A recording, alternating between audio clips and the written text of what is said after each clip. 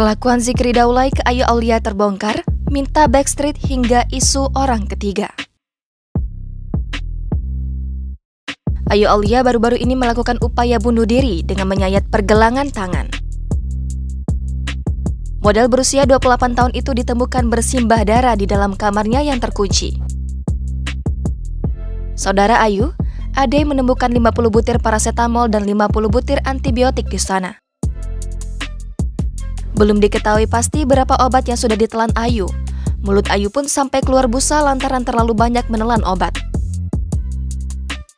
Sebelum berupaya mengakhiri hidupnya, Ayu rupanya sempat mengalami depresi. Ia berhari-hari merasakan kesedihan mendalam usai pulang dari Amerika. Kabarnya, hal ini disebabkan karena Zikri Daulay memutuskan cintanya dengan Ayu. Manajer Ayu, Fahmi Adityan menyatakan bahwa Zikri dan Ayu memang semestinya tidak bersama lagi. Ada banyak permasalahan kompleks yang menimpa hubungan Ayu dan Zikri.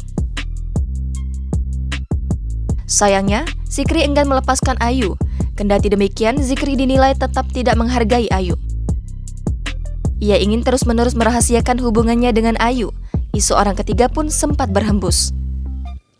Ayu sebelumnya diketahui mulai dekat dengan Zikri sekitar Oktober 2021 lalu. Saat itu, Ayu bertemu dengan Zikri di acara ulang tahun Fahmi. Semenjak itulah keduanya jadi intens berkomunikasi.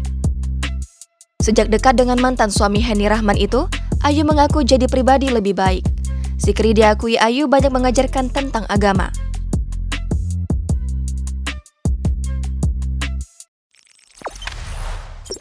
Jangan lupa subscribe, share, komen, dan like ya!